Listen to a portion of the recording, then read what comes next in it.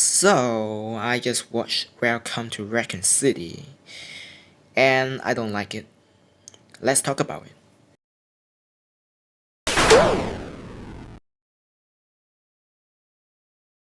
Hello everyone, my name is QFJan, and welcome to my channel where I talk about video games in general.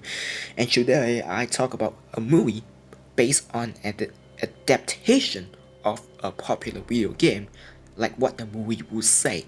Resident Evil Welcome to Raccoon City. Yes, the movie came out almost 2 months ago. Yes, I only watched it yesterday, but that's not the point. The point is that I watched it and I hate every single second of it. Those people weren't lying when they say it was pretty bad.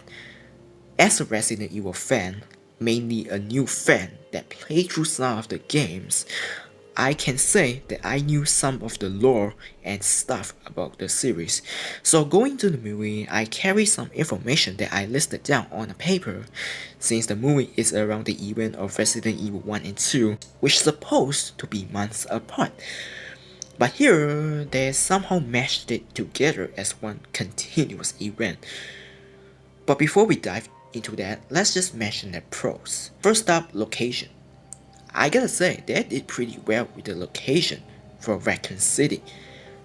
Despite not looking the same as the game, it still looked pretty good in the movie. The streets, the houses, the quiet atmosphere makes it feel like the pure Raccoon City as we knew it. They managed to get it right. Of course, gotta mention RPD, the heart of the city itself. Once again, gotta be honest, they never messed up anything as it looked identical as the game. And I was thinking maybe the movie won't be as bad as what people say. It's great to see they're actually able to replicate the game design into the movie. Also, don't forget to mention, but I don't know about you, but to me it feels like a little crap. I don't know about you, but that's my opinion. The second pro is liquor. They managed to get it right in terms of design, characteristics, and the movement, just behaving similar or if not the same as the game counterpart. The way he attacks, the way he moves around, just reminds me of the original game, The Liquor, where it can be intimidating and terrifying when you deal with it. They did pretty well, the CGI is pretty good, and I thought maybe the movie wasn't as bad as people say. Unfortunately, there's only one liquor throughout the movie. Where did the other go? Did the other just went to have dinner? But like I said, the liquor looks good, and that's my second pro, and that's about all the pro I could say. I tried, but that's it I could think of. I really want to find another good point, but I just can't. The rest of the movie was just train wreck. So yeah, let's just get right into it. Starting with the characters. Note, I'm not attacking the actors that portray the roles of each of the characters in the movie. I'm not as pathetic as what people are doing, attacking those people because they didn't get the job done. I'm not gonna go as far as that. I respect what the actors do, and they are not the reason to be blamed. Blame the writers, blame the directors, blame the one responsible for asking them to star in the movie. They are the one responsible for it, not the actors. Anyway, let's start with the first character that I despise the most in the movie, Leon Kennedy. I have no idea what they did with Leon, but this doesn't feel like Leon at all. Like I said, I'm not attacking the actor himself, but the character he portrays as. He doesn't look like Leon in the slightest. Not only that, he drinks a lot, late to work, which was the same thing as in the game. So yeah, at least they stick with that. Overall, still doesn't feel like the Leon we all know in the game. The worst part is that it's like he's basically useless in the entire movie. He did literally nothing at all throughout the movie, while Claire have to do everything for him. And then also he sleeps doing his job. Like, what? So yeah, first part, Leon, they ruined it. Next up is Claire, where in my opinion, she looks a little old compared to the game where she's supposed to be 17. The next problem is that she sticks with Leon the entire time in the movie, where they're supposed to be separated. You know, just like in the game where they're supposed to be separated, but no. Leon and Claire just follow each other from the RPD to the orphanage to the lab together. Like, excuse me? I thought you're not supposed to meet each other that frequently. Like, and also another problem is that she's supposed to ride her bike to the city instead of hitching a ride there. Like, okay, she's supposed to ride there with a bike, but no, it's like, no, just take a ride and then just went to find Chris' house. Like, Chris supposed to be missing. You know, Chris supposed to went to somewhere else, and Claire aren't supposed to find him so quickly. Like, okay, like, I definitely got lost watching the movie. Speaking of which, let's mention Chris Redfield. My god, what did they do to the Redfields? Like I said, both weren't supposed to meet in the city that quickly, but that's not the problem. The problem is their relationship. In my opinion, they don't feel like family at all. When they first met, they just start arguing and hate each other. Like, you know, like Claire went away from the orphanage, Chris just had to stick around with William. Like, and then when they first met, Chris just blamed Claire for that. Excuse me? Okay, then I thought they're supposed to hug and just say how they miss each other. But no, they fight and just keep hating each other and just eventually went their separate way when they hear the siren. Like, okay, I don't know what's going on with the two characters. Like, I suspect that they don't feel like brothers and sisters at all. Like just complete strangers. Like, okay, you came into my house, I'm gonna call the cops. It's like, don't you feel proud for meeting your sister again? Like, come on. The only good thing is that Chris looked like Chris. That's it. Anyway, let's move on to the next one, which is Wesker. The big boss himself, the supposedly main villain, but they ruined him too. Once again, movie Wesker doesn't look like actual Wesker.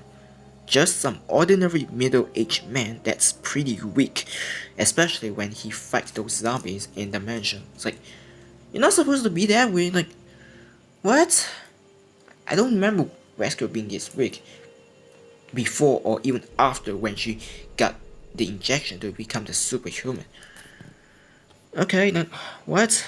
Like, he's just a normal cop that turns rogue halfway through the movie for some dumb reason. Not because he's from Umbrella, ready to betray everyone, but to get money. Like something I forget. Like, did I miss something while playing the game? Am I not paying enough attention to remember every important details? Excuse me, what is going on? Yeah, the movie is bad and I don't remember most of the stuff, so maybe I'm just hallucinating, but oh my gosh, I don't even know what I'm watching anymore. That just shows you how bad this movie is.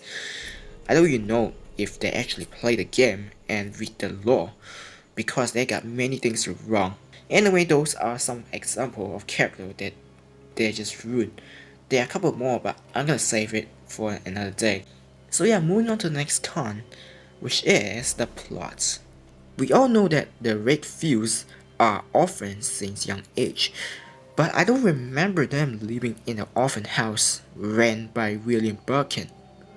Like, am I missing something? Am I not reading any important file where both Redfields went to the orphan to stay together, especially that was established by William himself? Like, am I missing some comic book canon ones, or am I missing somewhere where they live there?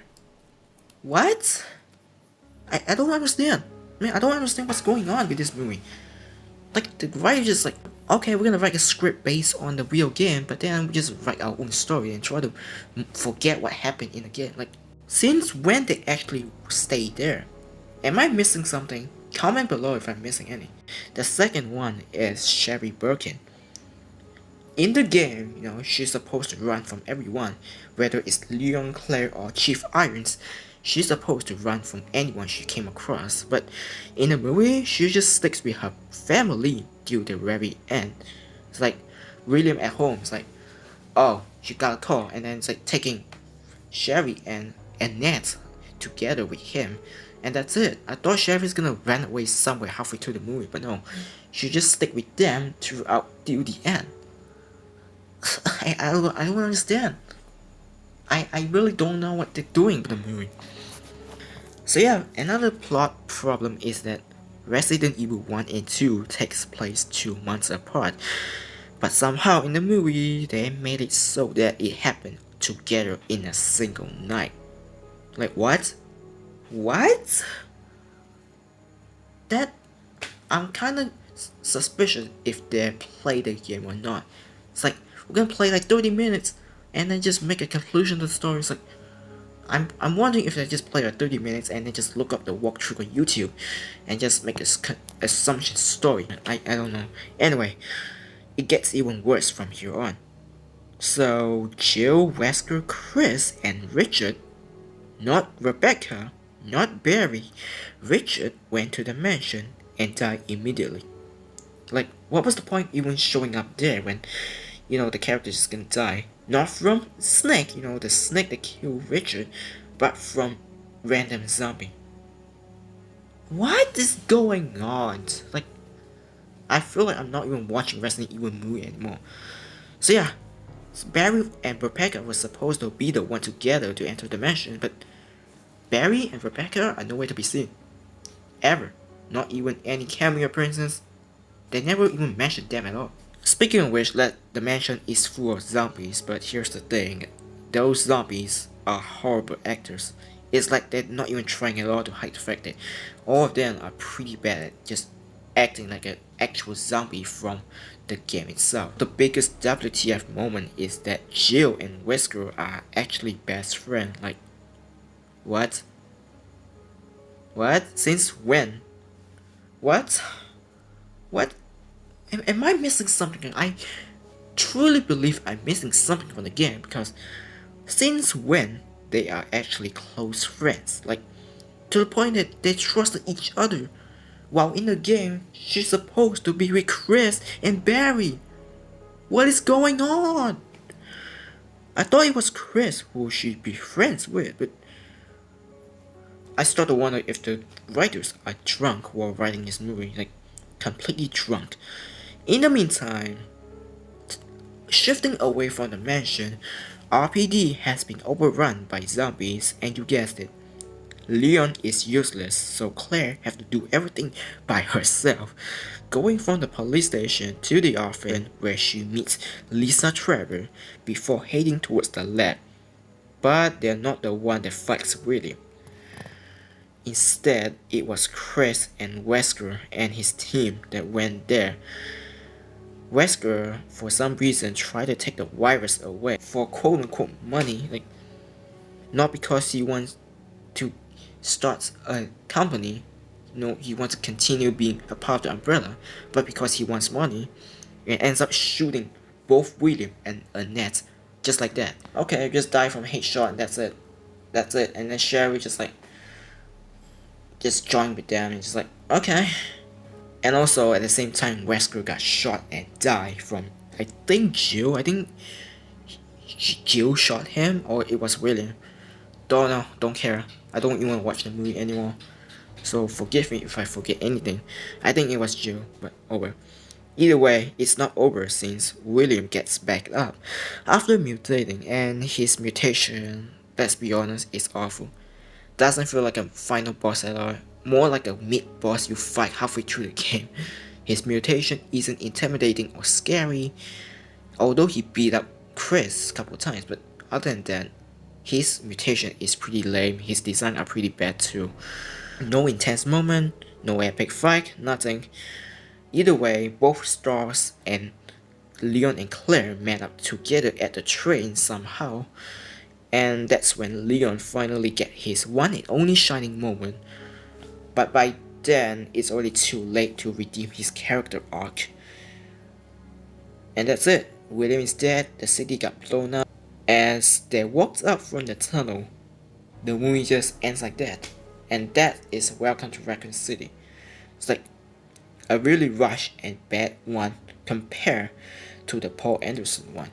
And I thought the Paul Anderson one was already bad enough, but man, even something much worse than what we have now. Welcome to Raccoon City was just so bad that even if you're a fan of Resident Evil or new, don't even watch it. Doesn't matter if someone offer you for free, invite you to watch it at his house. Don't. It's pretty bad and it's not worth your time.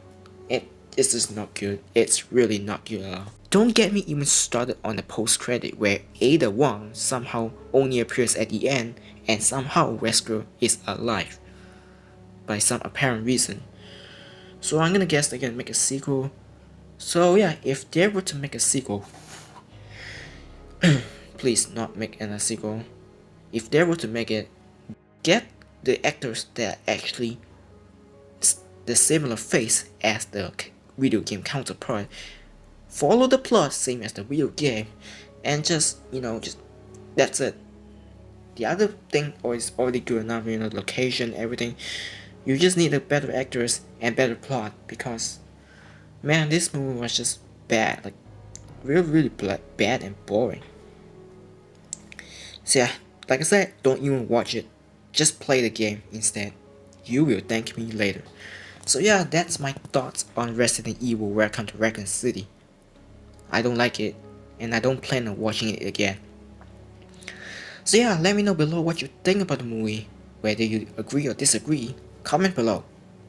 Thanks for watching. If you like what you see, like, share and subscribe. Thanks for watching.